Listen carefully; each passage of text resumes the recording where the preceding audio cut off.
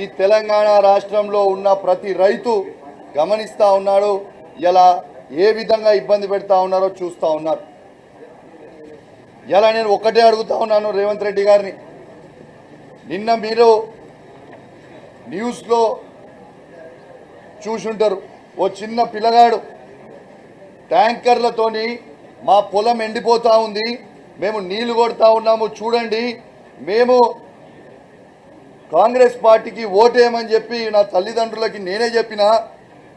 ఎందుకంటే మా తాతకి 2000 నుంచి 4000 రూపాయల పెన్షన్ ఇస్తామన్నాడు, కానీ ఆ 4000 రూపాయల పెన్షన్ రాలే, కానీ నా 4 ఎకరాల పొలం మాత్రం ఇవాళ ఎండిపోతా ఉంది అని చెప్పి ఆ చిన్న పిల్లగాడు చెప్తా ఉన్నాడు. చాలా బాధ అనిపిస్తూ ఉంది. ఇలా తెలంగాణ రాష్ట్రంలో రైతాంగం ఎంత ఇబ్బంది పడతా ఉన్నారో మీ అందరు కూడా చూస్తూ ఉన్నారు. ఇలా ఎందుకు నీళ్ళు ఇస్తలేరు, ఇలా పంట పొలాలు ఎండిపోతూ ఉన్నాయి, మక్క పరేడ్లు ఎండిపోతూ ఉన్నాయి, పత్తి చేన్లు ఎండిపోతూ ఉన్నాయి. ఇవన్నీ కూడా ఎండిపోతూ ఉంటే వీళ్ళ జలసాలు చేసుకుంటూ వీళ్ళు తిరుగుతూ ఉన్నారు. ఇలా కేసీఆర్ గారి మీద కోపం ఉంటే, మా బీఆర్ఎస్ పార్టీ మీ ఎమ్మెల్యేల మీద మా మీద కోపం ఉంటే మా మీద తీర్చుకోండి, కానీ మా తెలంగాణ రైతాంగాన్ని మీద తీర్చుకోవద్దని చెప్పి సందర్భంగా తెలియజేస్తా ఉన్నాను. ఇలా కేసీఆర్ గారు ఉన్నప్పుడు నీళ్ళు ఎట్లొస్తాయి, ఇలా కేసీఆర్ గారు దిగిపోగానే నీళ్ళు ఎట్లా బంద్ అయితే అని నేను అడుగుతా ఉన్నాను. ఇలా కేసీఆర్ గారు ఉన్నప్పుడు అద్భుతమైన 24 గంటల ఫ్రీ కరెంట్ ఎట్లొస్తుంది, ఇవాళ చక్కగా కరెంట్ ఎందుకు రాదు అని నేను అడుగుతా ఉన్నాను. కేసీఆర్ గారు ఉన్నప్పుడు రైతు బంధు టైంకి ఎట్లా పడుతుంది, ఇవాళ రైతు బంధు టైంకి ఎట్టబడదని నేను అడుగుతా ఉన్నాను.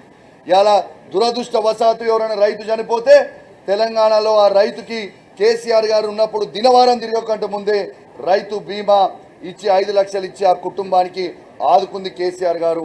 ఆనాడు కేసీఆర్ గారు ఉన్నప్పుడు ఎట్లా వస్తాయి, ఇవాళ ఎట్లా రావు అని చెప్పి నేను అడుగుతా ఉన్నాను. ఇలా తెలంగాణ రైతులందరూ కూడా గమనిస్తూ ఉన్నారు. నేను చెప్తా ఉన్నాను, ప్రత్యేకంగా నా హుజరాబాద్ నియోజకవర్గంలో DBM 21, 22, 23, 24 మరియు DBM 29L ఈ DBMతో నీళ్ళు ఇవ్వకుండా ఇబ్బంది పెడతా ఉన్నారు.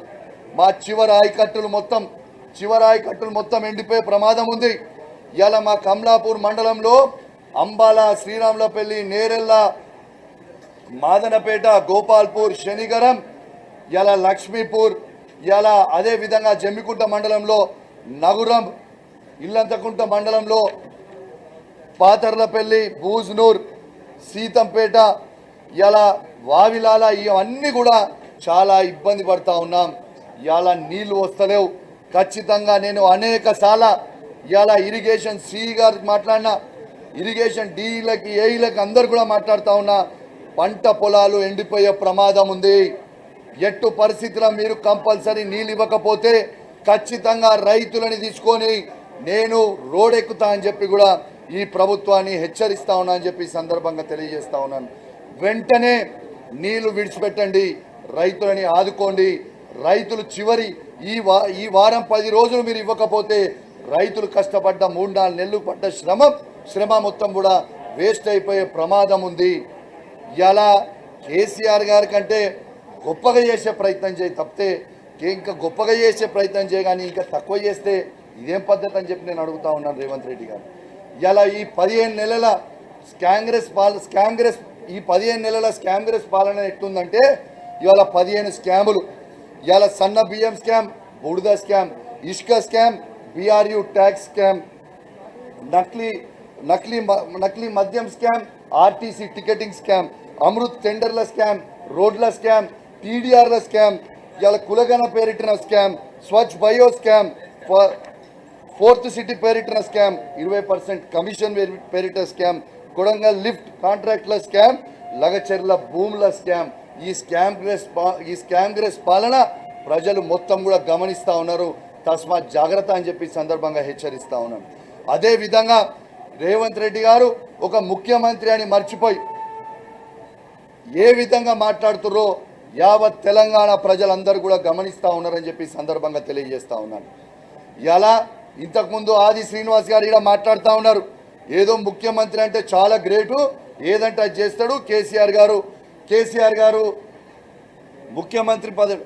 ఎస్, మాకు పదవులు ముఖ్యం కాదు, మా కేసీఆర్ గారికి తెలంగాణ తెచ్చిపెట్టిందే గొప్ప, పదవులు మాకు గొప్ప కాదు అని చెప్పి కూడా రేవంత్ రెడ్డి గారికి తెలియజేస్తా ఉన్నాను. ఎస్, తెలంగాణ తెచ్చిందే కేసీఆర్ గారికి కొన్నంత పేరు.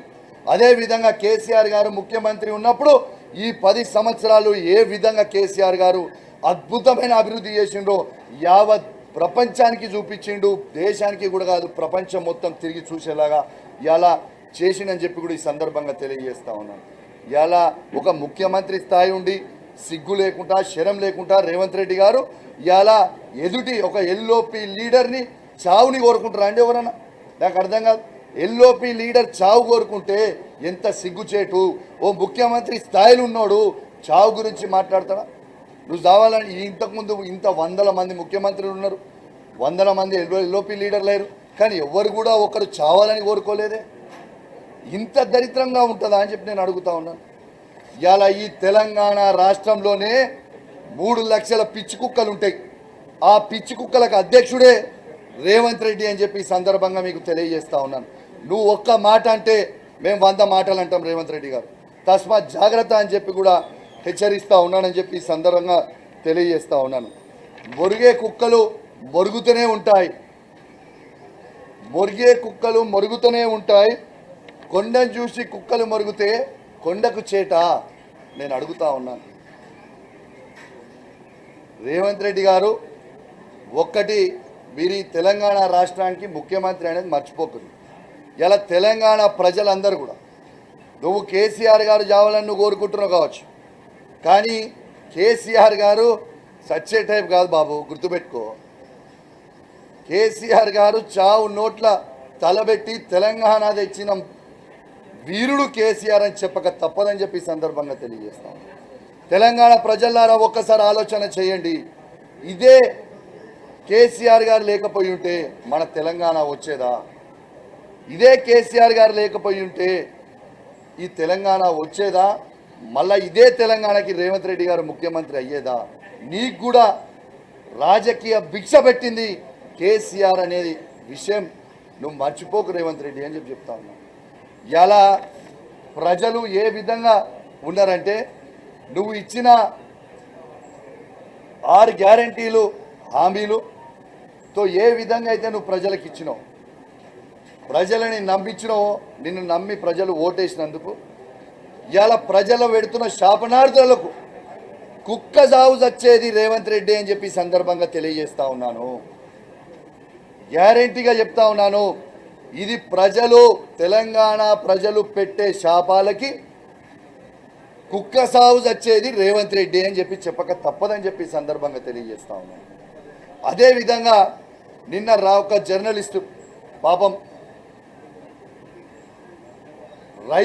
రైతు బంధు రాలేదు అనే ఆవేదనతోని, రైతు రుణమాఫీ కాలేదని ఆవేదనతోని, రైతు నీళ్లు వస్తలేవు నా పంట ఎండిపోతుందని ఆవేదనతోని ఒక రైతు ఒక జర్నలిస్ట్కి ఇంటర్వ్యూ ఇస్తే నువ్వు ఇంటర్వ్యూ తీసుకుంటావా అని ఆ జర్నలిస్ట్ని తీసుకుపోయి కేసులు పెట్టి, అక్రమ కేసులు పెట్టి, నాన్ బెయిలబుల్ కేసులు పెట్టి, ఇబ్బంది పెట్టి ఆ జర్నలిస్ట్ని తీసుకుపోయి జైల్లో పెట్టడం ఎంతవరకు కరెక్ట్ అని నేను అడుగుతాను. జర్నలిస్ట్ మిత్రులారా, మీ అందరు కూడా ఆలోచన చేయరు. మీరు ఎవరిని ఇంటర్వ్యూ చేసినా, మీరు ఏం చూపించినా మిమ్మల్ని జైల్లో పెడతా అంటున్నాడు. ఇది డెమోక్రసీ అని చెప్పి నేను అడుగుతా ఉన్నాను. ఎస్, సిగ్గు లేకుండా జర్నలిస్ట్ని ఎందుకు అంటున్నావు అని నేను అడుగుతా ఉన్నాను. రేవంత్ రెడ్డి గారు, నువ్వు చక్కగా పాలన చేస్తే ఆ రైతు నిన్ను తిట్టాడు కదా. ఇదే నీళ్ళు ఇచ్చుంటే ఆయన తిట్టేటోడు కాదు కదా. ఇదే రైతు బంధు నువ్వు ఇచ్చుంటే ఆయన తిట్టేటోడు కాదు కదా. ఇదే రుణమాఫీ 100% నువ్వు చేస్తా అన్నావు, చేసి ఉంటే తిట్టేటోడు కాదు కదా. ఇదే నీళ్లు ఇచ్చుంటే పొలాలు ఎండిపోకపోయి ఉంటే నేను తిట్టేటోడు కాదు కదా. జైల్లో పెట్టాల్సింది జర్నలిస్ట్ అని కాదు, జైల్లో పెట్టాల్సింది ఈ ఓటు నోటు దొంగ అయినా రేవంత్ రెడ్డిని జైల్లో పెట్టాలి తప్పితే పాపము ఆ పేద జర్నలిస్ట్ని కాదు అని చెప్పి కూడా ఈ సందర్భంగా తెలియజేస్తూ